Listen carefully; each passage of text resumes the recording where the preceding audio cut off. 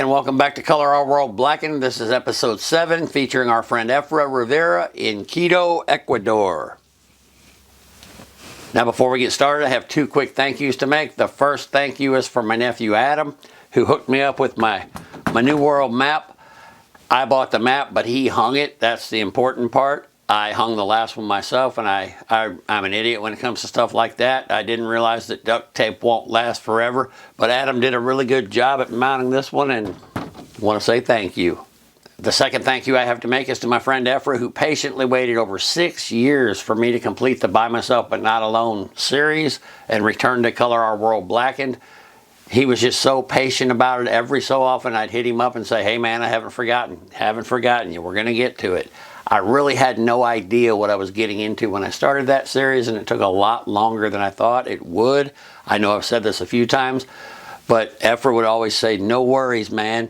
We've got all the time we need. I'll be there and I'll be ready when we get to that point. Take your time and just do your thing. Let me know when it's time to go. And here we are 6 years later, over 6 years later. So again, thank you, Efra, for being so patient. You're a class act. One other thing I'd like to do before we get to the trade is give a big shout out and say hey to the other guys in the Ecuador crew.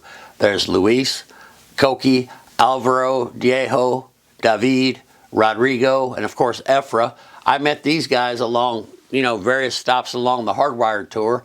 Then I got to see him again in S&M 2, and again at the 40th. Last time I saw him was in St. Louis. They also have 2 friends that I got to meet in Daytona.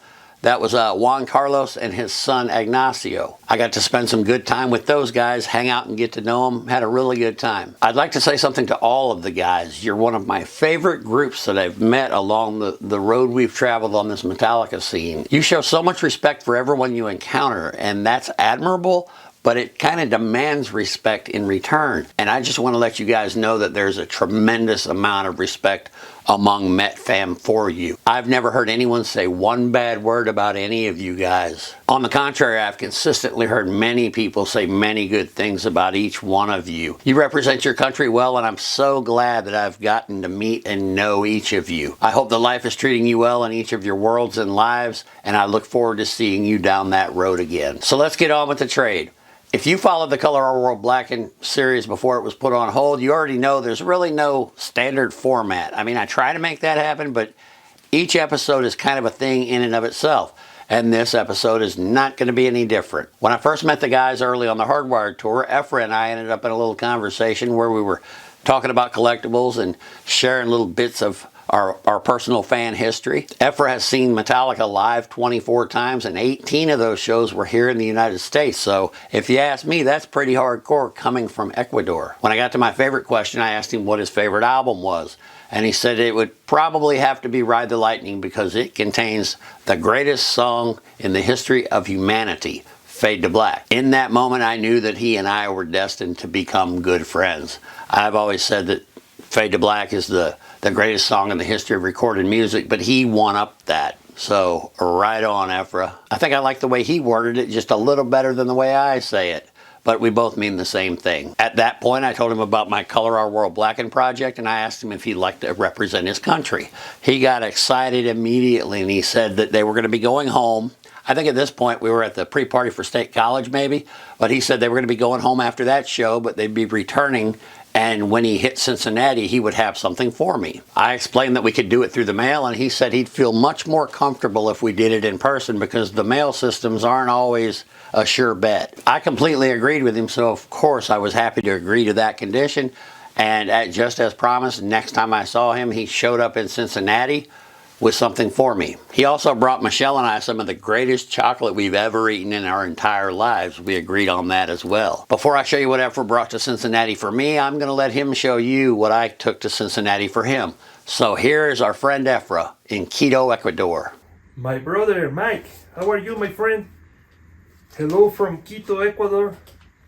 I just want to thank you for the trade we made.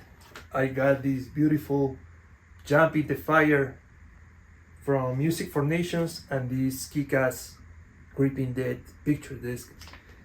These 2 are just awesome. They are going to be in a special place in my collection and my heart, my friend. In name of all the Metallica Ecuador chapter, we say thank you to you and we hope to see you soon on the road, my friend. Color Ecuador Blackened. And that's our friend Efra. Thank you so much, Efra, for taking the time to make that video, and I really love your enthusiasm. Now let me show you what Efra brought for me. It's a copy of Ride the Lightning that was made and distributed in Ecuador. It was made by a company, or for a company, Fadiscos, and that's the company that's most responsible for the distribution of music in Ecuador in the 60s, 70s, 80s, and into the 90s. Now, I want to show you something on the back. Right here, it's got the Farad Guzman label, and that's the guy who originally founded the company Fadiscos, but next to that, it's written in Spanish, but its English translation says, "Give this record as a gift. It will become a lasting present and you will always be remembered." And that says it all. That means a lot to me. The labels are Guzman's variation of the popular spaceship labels, but this record is not an official release. It's a pirated copy, but I'm of the school of thought that has absolutely no problem with this as a collector. There are regions all around the world where the primary source of music for many years were unofficial releases. International law does not apply, or it's not enforced on a global level on copyrighted material. So there are many, many variants from all around the world of all of their albums, especially the early albums. Some people only collect official records, and that's their preference, but I collect all variants, and records like this, in my opinion, are as close to official as you can get. Most people who had this LP in Ecuador back in the day would have had this variation because it's what was available. Records like this often have value because they're truly rare, and they'll hold the value over time because, you know, they're really hard to track down. I could not have been happier than to add this record to my collection when I did, and Efra was happy, so we had a good trade. Now let's get to the fun part.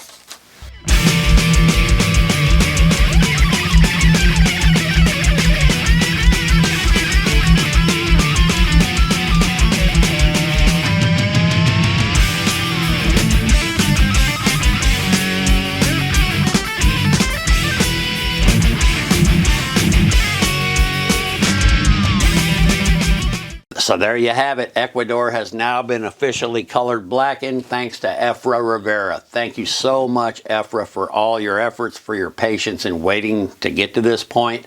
I'd also like to thank the guys in Ecuador 369, that's the local chapter, all the guys I mentioned earlier, and then some. Thank you for being who you are. You are truly my brothers, and I look forward to seeing you down that road. And finally, I'd like to thank you for being here and watching and being a part of this. If you like what we have going on here, please subscribe to the channel and help us grow the project. Leave us a like, a dislike, whatever the case may be. If you know Efra or any of the other guys from Ecuador, give them a shout out in the comments section. Next episode, I'm really not sure where we're going to end up. I've been talking to Alan Peters in Alabama, David Bear in Southern California, Chris Harmer over in Spain. We're going to get to all of them, and I've got another 100 names on a list. We're going to color this world blackened, but I'm just not quite certain of the exact road that's going to get us there yet. After the Denver shows, I'm really going to focus on turning this into a regular series and get back to what I originally intended. So wherever destiny takes us next, I'll see you there. Until then, rock on.